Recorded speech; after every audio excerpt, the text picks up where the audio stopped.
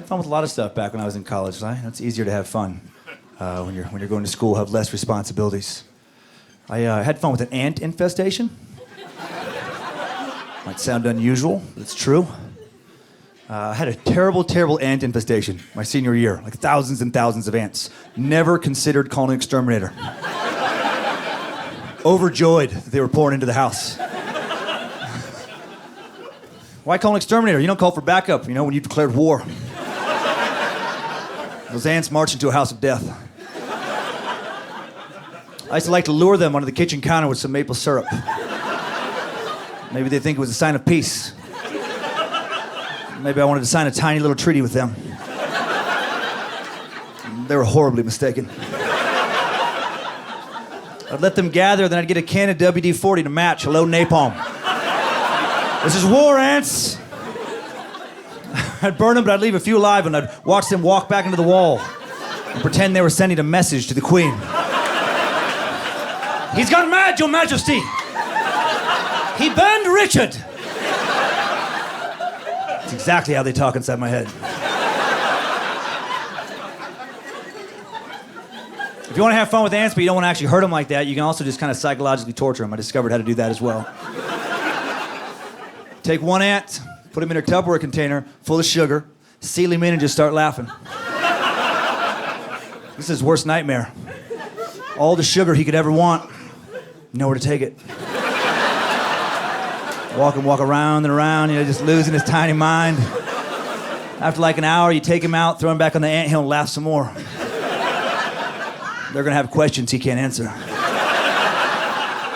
We smell the sugar, Nigel. Where is it?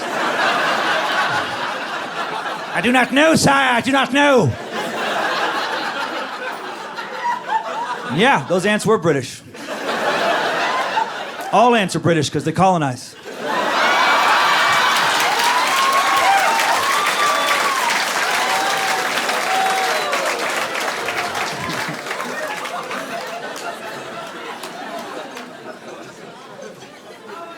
Saw the new It movie earlier this year. I thought that was pretty good. That was pretty good. I wouldn't have been able to see that many years ago because I was too scared of clowns. I used to be really scared of clowns because of a childhood incident.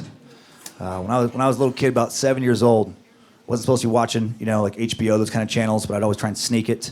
And one time I started watching it, and it was this movie Poltergeist, the original Poltergeist, right? If you've seen that movie, you know that there's a scene, there's a little boy, maybe like 8 or 9 years old, somewhere around there, and he has this clown doll sitting in the corner of his room.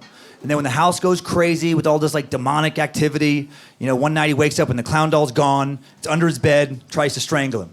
Well, unfortunately for me, that clown doll wasn't a prop made for the movie. It was just a regular clown doll that you could buy at any toy store. But I happened to have an exact replica of. It was my favorite toy for whatever reason, sitting in the corner of my room. It was so close to the movie. At that point, it's like I'm not even watching the movie. It's like I'm looking through a wormhole into my own horrific future. So I completely panic, but I don't want to tell my mom because I'm going to get in trouble. If she finds out I'm watching something I'm not supposed to. So I think, I got to deal with this in-house. And in my little kid brain, what made sense was to take the clown doll downstairs, hang him from a doorknob, and just kind of work him for about 30 minutes. Just punch him and kick him and talk tough. You're not gonna strangle me, stupid clown. And then that backfired. Because about 20 minutes into the beating, I thought, well, if he wasn't upset before.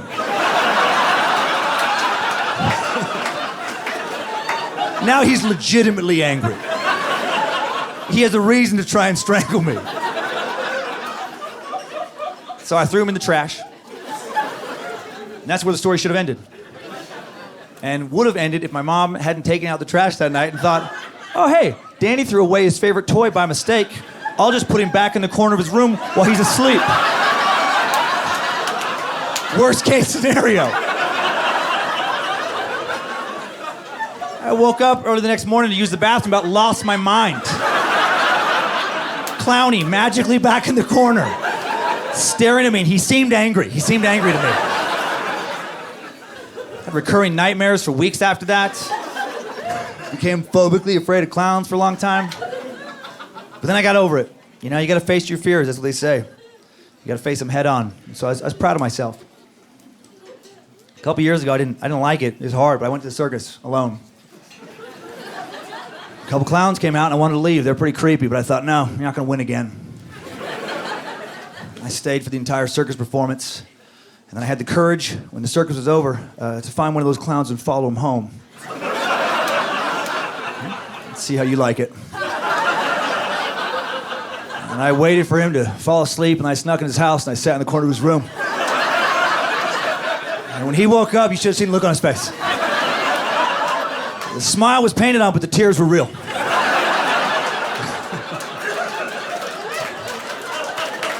Hey, thank you guys very much. I hope you guys had a great time. Oh, thanks, man. Hey, you guys.